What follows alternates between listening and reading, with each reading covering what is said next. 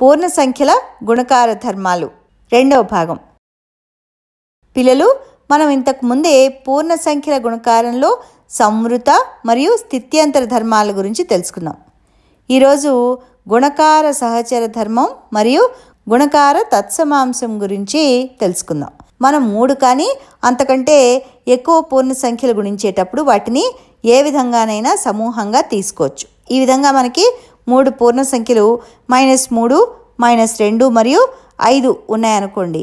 వీటిని గుణించాలనుకోండి, ముందుగా -3, -2 తీసుకుందాం. కనుక -3 × -2 × 5 -3 × -2 6. రుణ సంఖ్య × రుణ సంఖ్య ఒక ధన సంఖ్య, అందువల్ల 6 × 5 30. ఈసారి మరో క్రమంలో తీసుకుందాం, వీటిని గుణిద్దాం. ఇప్పుడు ముందుగా 3 మరియు 5 తీసుకుందాం. అంటే -3 × 5 × -2. -3 × 5 -15. రుణ సంఖ్య × ధన సంఖ్య ఒక రుణ సంఖ్య అవుతుంది. కాబట్టి మళ్ళా మనకి 2 రుణ సంఖ్యలు వస్తాయి. -15 × -2, దీని లబ్ధం 30. ఇప్పుడు వీటిని మరో క్రమంలో సమూహంగా చేద్దాం. 5 × -2 × -3 30. ఈ విధంగా ఎలాగా? 5 × -2 -10. అందువల్ల -10 × -3 30. పై 3 సందర్భాల్లో మనం సమూహాలు వేరువేరుగా తీసుకున్నా కూడా లబ్ధం ఒకటే వచ్చింది.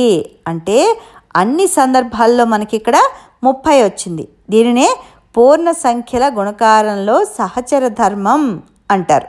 కాబట్టి గుణకార సహచర ధర్మం ఏమంటే, పూర్ణ సంఖ్యలు గుణించినప్పుడు గుణకార సమూహాలు మార్చినా కూడా లబ్ధంలో మార్పు ఉండదు. ఇప్పుడు మీరు -7ని ఏ సంఖ్యచే గుణిస్తే మళ్ళీ -7 వస్తుందో చెప్పగలరా? అదేవిధంగా 5ని ఏ సంఖ్యచే గుణిస్తే 5 వస్తుంది? మనం 1చే ఏ పూర్ణ సంఖ్యనైనా గుణిస్తే అదే సంఖ్య వస్తుంది. -7 × 1 -7. 5 × 1 5. ఈ విధంగా అన్నమాట. ఫలితం మళ్ళా ఒక పూర్ణ సంఖ్య అవుతుంది.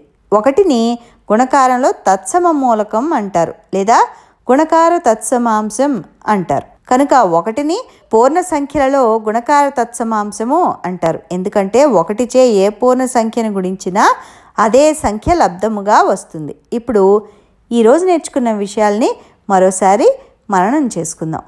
పూర్ణ సంఖ్యల గుణకారంలో సమూహాలు మార్చి గుణించిన లబ్ధములో మార్పు ఉండదు. దీన్ని సహచర ధర్మము అంటారు. ఉదాహరణకి -2 × 3 × -4 -2 × -3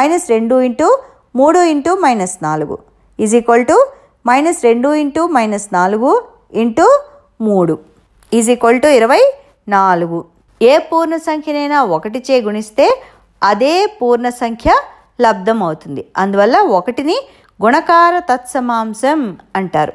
దీన్ని 1 యొక్క గుణకార ధర్మము అంటారు.